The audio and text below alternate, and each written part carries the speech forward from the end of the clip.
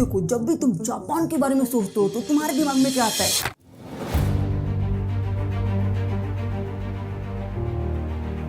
अब देखो, तुम्हारे दिमाग में जो चीज़ आती है वही मेरे दिमाग में आती है, बिल्कुल सेम आती है। अब जापान एक ऐसी फेरीटेल कंट्री है जिसके अंदर हर किसी का जाने का मन करेगा। अब जैसे कि जापान की सड़कें हो गई, वहाँ की बिल्डिंग्स हो गई, वहाँ की इकोनॉमी बढ़िया, वहाँ के लोग बढ़िया, मतलब हर चीज़ बढ़िया जापान के अंदर। मतलब जापान पूरी तरह से एक बढ़िया कंट्री है। पर अफसोस की बात यह है, जापान में हमेशा से ऐसा नहीं था।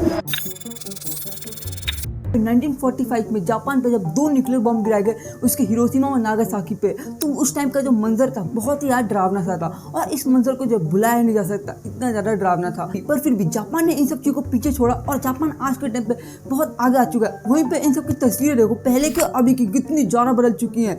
मतलब लगा ही नहीं यहाँ पर कोई बम गिरा, इतना ज़्यादा बढ़िया जगह बन चुकी है ये। चाहे जापान की GDP हो या फिर टेक्नोलॉजी हो, स्पोर्ट्स हो या फिर उसकी मिलिट्री हो, हर चीज़ में जापान बहुत ही ज़्यादा आगे है। आज की इस वीडियो में जानेंगे जापान यहाँ से लेकर यहाँ तक वर्ल्ड लीडिंग इकोनॉमी कैसे बना, तो जानेंगे। और इससे जो हमारा इंडिया क्या सीख सकता है, बहुत ही मजा आने वाला है इस वीडियो में। तो शुरू करते हैं वीडियो को बिना किसी देरी के। और मैंने ऐसी और भी वीडियो बना रखी है जिसके अंदर मैंने और भी कंट्री के इकोनॉमी को एक्सप्लेन किया, और तुम जाके उन्हें भी देख सकते हो। अगर देखना हो तो पहले इस वीडियो को देख लो, फिर उन वीडियो को जाके बाद में देख लेना। तो शुरू करते हैं वीडियो को बिना किसी देरी के।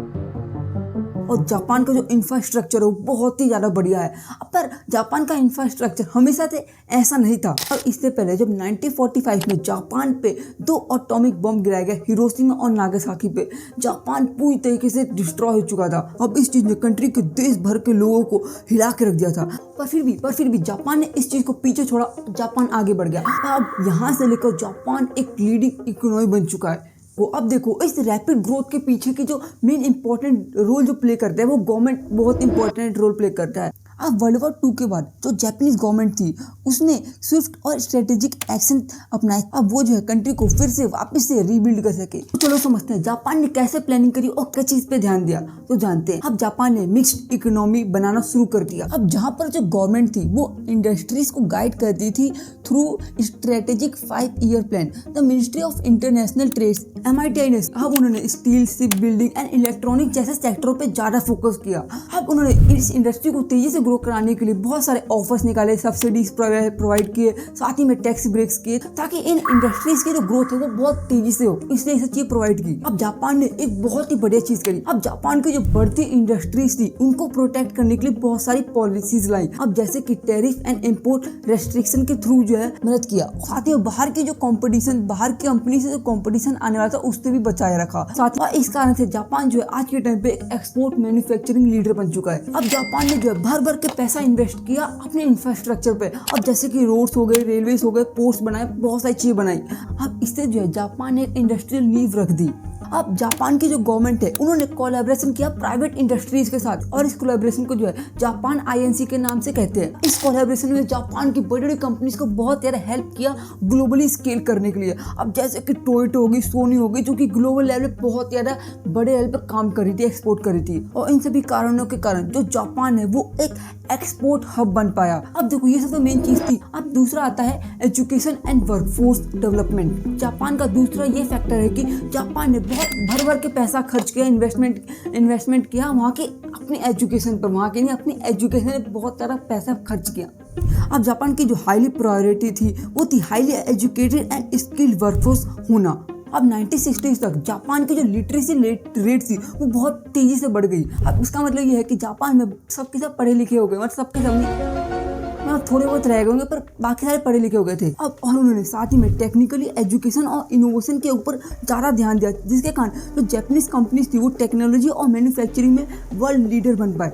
कि अब जापान की जो गवर्नमेंट थी वो वहाँ की जो कंपनीज थी उनके साथ मिलकर जो पॉलिसी बना रही थी, उनको डिफेंड कर रही थी, या फिर उनके एक्सपोर्ट इन सब में मदद कर रही थी, जिसके कारण जो कंपनीज को एक अच्छा बूस्ट मिल गया उसकी तरफ से, उनकी गवर्नमेंट की तरफ से।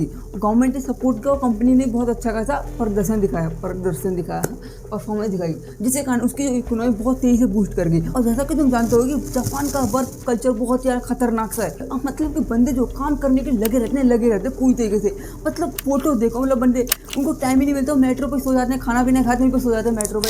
कहने का मतलब यह है कि जापान के लोगों का जो वर्क एथिक है बड़ा ही कमाल का है और जो कि उनके काइजन कल्चर में रूटेड है। और काइजन का मतलब होता है कंटिन्यूस इंप्रूवमेंट करते रहना। अब चौथा रीजन है the role of exports and trade. अब चीज़ों का एक्सपोर्ट जो है बहुत ही ज़्यादा इंपॉर्टेंट रोल प्ले कर रहा है जापान के अंदर। अब कार से लेकर इलेक्ट्रॉनिक प्रोडक्ट्स बेचने तक अब जापान जो है एक ग्लोबल लेवल पे स्पेशली अमेरिका के अंदर एक ग्लोबल एक्सपोर्टर बन चुका था। एक नहीं ग्लोबल नहीं, एक मेजर एक्सपोर्टर बन चुका था। अब जापान ने 1970 से लेकर 80 तक जापान ने इतना ट्रेड किया कि अमेरिका और यूरोप के अंदर एक तनाव आ चुका था, मतलब बहुत ज़्यादा तनाव आ चुका था। उन्होंने इतना ज़्यादा ट्रेड किया जापान ने कि अब जापान जो इतना ट्रेड क्यों कर पाता है, अब जापान फोकस करता है एक अच्छे प्रोडक्ट्स को एक्सपोर्ट करने में। अब इसके कारण इनकी जो इकोनॉमी को इसके कारण बहुत ज़्यादा बूस्ट मिला और साथ ही में इनकी जो ग्लोबल रेपुटेशन है वो बढ़ती गई as a leader in technology and innovation. अब इसके कारण जापान जो बहुत सारी चीज़ों में बहुत ज़्यादा एक्सपोर्ट करता है। अब कार्स के अंदर देखा जाए जापान जो टॉप एक्सपोर्टर में आता है। अब वो जो है $89 बिलियन तक की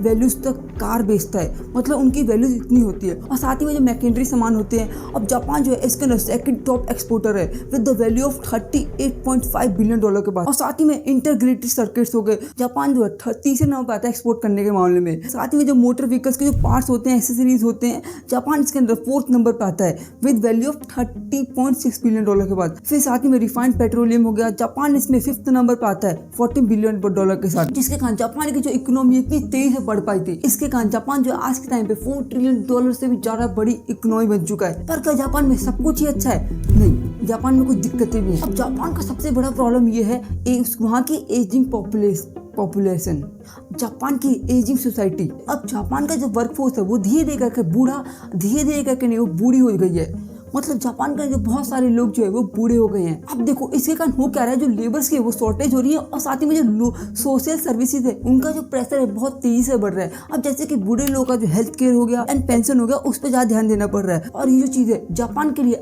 अभी भी बहुत ही ज़्यादा दिक्कत की बात है। और साथ ही में इन बूढ़े लोगों की जो मतलब इन एजिंग लोगों की जो पॉपुलेशन है वो बहुत तेजी से बढ़ रही है और उनकी जगह लेने के लिए जवान लोग है ही नहीं। अब वहाँ पे क्योंकि जो पॉपुलेशन है उसकी पॉपुलेशन भी नहीं बढ़ रही है और बूढ़े लोग बढ़ रहे हैं, तो ये जापान का सबसे बड़ी प्रॉब्लम है जापान के लिए। और इंडिया के लिए वही एडवांटेज है। अब इंडिया की जो पॉपुलेशन है वो बहुत ज़्यादा यंग है और यही चीज़ सबसे ज़्यादा इंडिया के लिए एडवांटेज है इंडिया के पास।